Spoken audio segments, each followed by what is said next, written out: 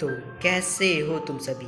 आज मैं तुम सभी के लिए एक कमाल का एनिमे लेकर आ गया हूँ जिसका नाम है टोनिकाकू कवाई। इंग्लिश में कहे तो flying me to the moon. और ये एक romance, comedy, science fiction and life of life से रिलेटेड है। ये काफ़ी बढ़िया एनिमे है। उम्मीद करता हूँ तुम्हें पसंद आएगी। तो बिना टाइम बर्बाद न करते हुए हम अपनी इस एनिमे को शुरू करते हैं। तो इस एपिसोड की शुरुआत में हमें एक लड़की को दिखाया जाता है जो बर्फ पर पड़ा होता है, अपने खून से लथपथ। वह मन में कहता है, क्या मैं मरने वाला हूँ? मेरा पूरा शरीर सुन्न हो चुका है, अंदर से जलन हो रही है। मैंने कभी नहीं सोचा था कि मरना इतना ज़्यादा पेनफुल होगा।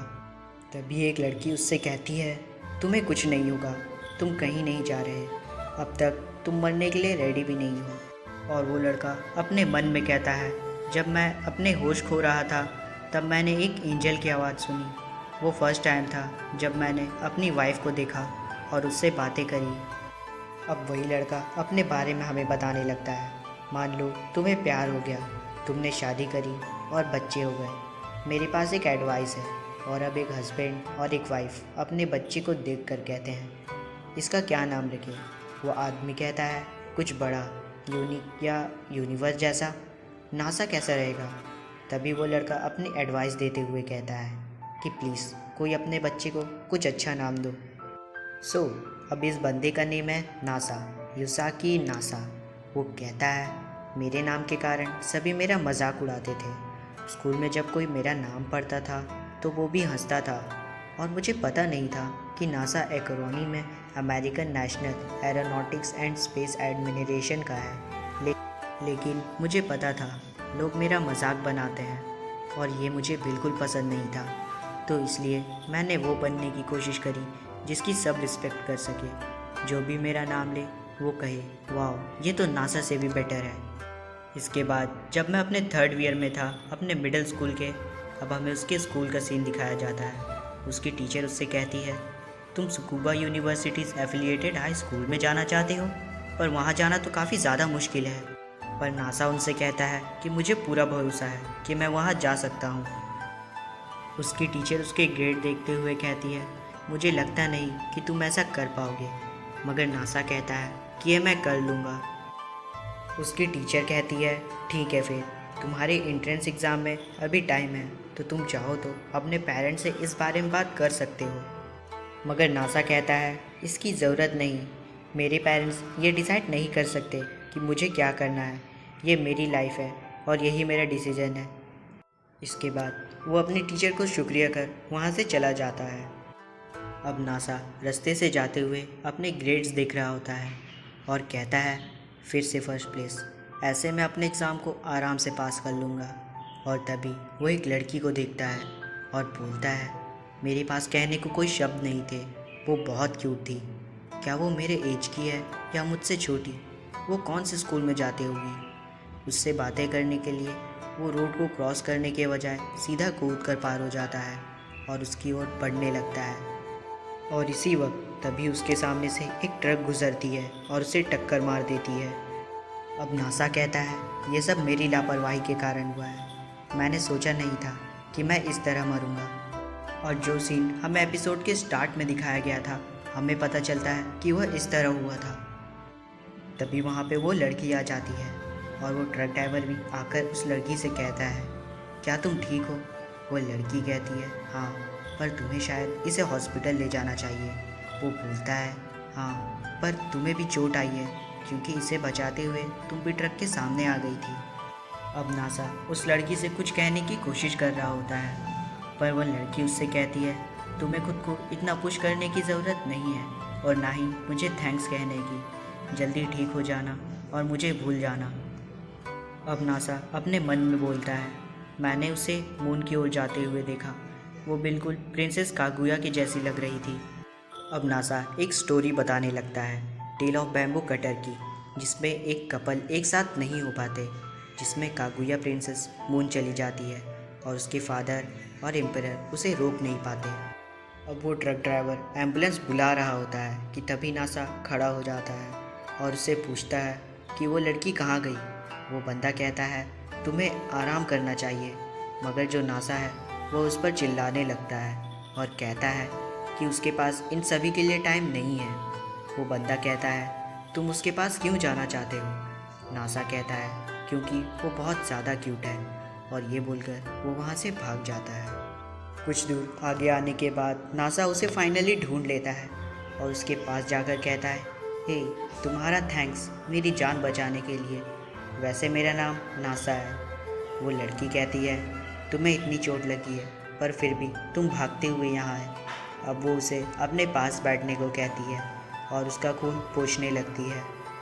वो दोनों ज़्यादा करीब होने के कारण नासा मन में कहता है, इसमें से कितनी बढ़िया स्मेल आ रही है। क्या सभी लड़कियों में से ऐसे ही स्मेल आती है? और फिर वो लड़की अपना स्कार्फ निकालकर नासा को पहना देती है। और तभी वो लड़की बाहर जाते हुए कहती है, मैं एम्बुलेंस को लेकर आती हूँ। मगर नासा उसे रोक लेता है और कहता है कि वो ठीक है, मगर वो नीचे गिर जाता है। अब वो लड़की कहती है, तुम्हारे दोनों पैर टूट चुके हैं और थोड़ी ही देर में तुम बेहोश हो जाओगे, इसलिए यहीं पर रहो, मैं एम्बुलेंस को भेज दूँगी, अपना ध्यान रखना। अब नासा कहता है, मेरी बॉडी में जलन हो रही है और इतना पेन मैंने पहले कभी नहीं सहा। अब वो बेहोश होने लगता है, पर खुद को संभालते हुए वह खड़ा होता है और उस लड़की के पास जाकर उसे रुकने को कहता है। वो लड़की कहती है, क्या तुम पागल हो गए हो? मगर नासा बोलता है, मुझे तुम्हें कुछ बताना है। तुम बिल्कुल प्रिंसेस कागुया जैसी हो। जब मून से लोग उसे लेने के लिए आए तो ना ही उसके फादर या एम्पेरर रुक पाए, पर मुझे पता है कि अगर तुम किसी को देखना चाहते हो, उसे पाना चाहते हो, तो उसके लिए लड़ो। उसे पाने के लिए वो हर एक कोशिश करो, चाहे तुम्हारी जान ही क्यों ना चली जाए, अगर तुम उनसे प्यार करते हो तो। और मैं भी तुमसे प्यार करने लगा हूँ। मैं तुमसे अभी अभी मिला और ना ही तुम्हारा नाम जानता हूँ, पर क्या तुम मुझे डेट करोगी? नासा की बातें सुनकर वो लड़की पहले थोड़ा ब्लश करती है, फिर कहती है, ठीक है, पर तुम्हें मुझसे पहले शादी करनी होगी। और नासा भी इसके जवाब को एक्सेप्ट कर लेता है और हाँ में जवाब दे देता है। अब नासा अपने मन में बोलता है, मैंने उसे तुरंत ही आंसर कर दिया, मुझे बहुत गर्व है खुद पे। और ये कहकर वह वहाँ पे बेहोश हो जाता है। अब नेक्स्ट सीन में नासा हॉस्पिटल में होता है और वो लड़की गायब हो चुकी होती है और नासा इस वजह से काफ़ी ज़्यादा सैड होता है। वो समझ जाता है कि वह रिजेक्ट हो चुका है। अब वो अपना पूरा फोकस अपनी पढ़ाई और ख़ुद को ठीक करने में कर देता है, मगर वो उस साल के एग्ज़ाम को मिस कर देता है और अगले साल देता है और टॉप स्कोर भी करता है। मगर अपने हाई स्कूल जाने के बजाय वह काम करने लगता है, यह सोचकर कि वो उस लड़की से दोबारा मिल पाए। और अब वह रेंट के अपार्टमेंट में रहता है, बिल्कुल अकेला। वह कहता है, मैं 18 साल का हो चुका हूँ, मैंने पैसे भी कई सारे इकट्ठे कर लिए हैं, पर पैसा ही सब कुछ नहीं। काश मैं उस लड़की से दोबारा मिल पाता। और तभी उसके घर की बेल बजने लगती है। वह बाहर जाकर देखता है तो वहाँ पे वही लड़की खड़ी रहती है। वो कहती है, हे, मेरा नाम है सुकासा। पर नासा उसे देखकर काफ़ी ज़्यादा हैरान हो जाता है और अपने मन में बोलता है, ये तो वहीं से शुरू हुआ था जहाँ से बैम्बू कटर ख़त्म हुई थी। प्रिंसेस कागुया को मून से वापस पाने के बाद हमने एक हैप्पी लाइफ जी। अब ये घर के अंदर होते हैं और नासा सुकासा को देखकर काफ़ी ज़्यादा नर्वस होता है। तभी सुकासा एक पेपर निकालती है जो मैरिज रजिस्ट्रेशन का होता है। ये सुनकर नासा काफ़ी ज़्यादा शॉक्ड हो जाता है। सुकासा कहती है, क्या तुम भूल गए, हमने एग्रीमेंट करा था और तुमने भी तो हाँ बोला था। सुकासा वो पेपर अब वापस लेने लगती है, पर नासा तभी उससे वो पेपर ले लेता है और बोलता है, मैं अब भी तुमसे शादी करने के लिए तैयार हूँ और मैं अभी भी तुमसे बहुत प्यार करता हूँ। अब फॉर्म फिल करते हुए नासा मन में सोचता है, क्या ये सही रहेगा? मुझे ये स्कैम लग रहा है, लेकिन क्या फ़र्क पड़ता है, कुछ भी हुआ तो मैं इसे निपटा लूँगा, क्योंकि मैं नासा युज़ाकी हूँ जो स्पीड ऑफ लाइट को हिट करेगा नासा से भी पहले। और नासा अपने फॉर्म को फिल कर सुकासा को दे देता है।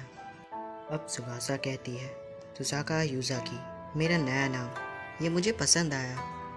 अब ये दोनों मैरिज ऑफिस जा रहे होते हैं। तभी सुकासा कहती है, मेरा नाम अच्छा लग रहा है ना, सुसाका युज़ाकी? नासा कहता है, हाँ। और मेरा नाम देखो, नासा, कितना अजीब सा है ना?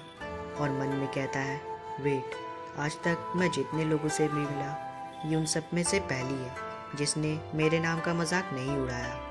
सुकासा कहती है, क्या तुम्हें पता है कि नासा 1958 में फाउंड हुआ था ये स्पेस से compete करने के लिए उनका एक सपना था जो किसी ने नहीं सोचा था कि ह्यूमैनिटी के लिए पॉसिबल होगा, और ये उन्होंने अपनी नॉलेज और स्किल से रियलिटी में बदल दिया। स्पेस में ट्रैवल करना काफ़ी ज़्यादा मुश्किल है, पर इतने साल के बाद उन्होंने इसे भी सच साबित कर दिया और अब वहाँ पे वो लोग जा सकते हैं। और जहाँ तक तुम्हारे नाम की बात है, नासा, मुझे लगता है ये काफ़ी फैंटास्टिक नेम है। और ये सुनकर नासा काफ़ी ज़्यादा खुश हो जाता है और अब वो फाइनली मैरिज ऑफिस में जाकर अपने सभी फॉर्मेलिटीज़ को पूरी कर लेते हैं। वहाँ से उन्हें एक गिफ्ट भी मिलता है, प्लांट। बाहर आकर सुकासा अपना हाथ आगे बढ़ाते हुए कहती है, क्या तुम अपनी वाइफ का हैंड होल्ड करना चाहोगे? ये सुनकर नाशा ब्लश करने लगता है और घबराते हुए उसका हाथ पकड़ लेता है और मन में बोलता है, ये कितना सॉफ्ट है, ये सबसे अमेजिंग फीलिंग है। और जोश में उसका हाथ कुछ ज़्यादा ही ज़ोर से पकड़ लेता है। सुकासा कहती है, तुमने शायद कुछ ज़्यादा ही टाइटली पकड़ लिया। ये सुनकर नासा उसे सॉरी कहने लगता है। अब सुकासा घर जाते हुए कहती है, मुझे कुछ काम है, तो क्या तुम इस प्लांट को घर ले जाओगे? वैसे तुम्हारे पास कितने बेड हैं? नासा कहता है, सिर्फ एक है। अब सुकासा बोलती है, ठीक है, अब मैं चलती हूँ। अब नासा मन में बोलता है, अब जब हमने शादी कर ली है तो इसका मतलब हम एक ही बेड में सोएंगे एक साथ। और इसी के साथ यह एपिसोड यहीं पे ख़त्म हो जाती है। तो कैसा लगा तुम्हें ये एनीमे?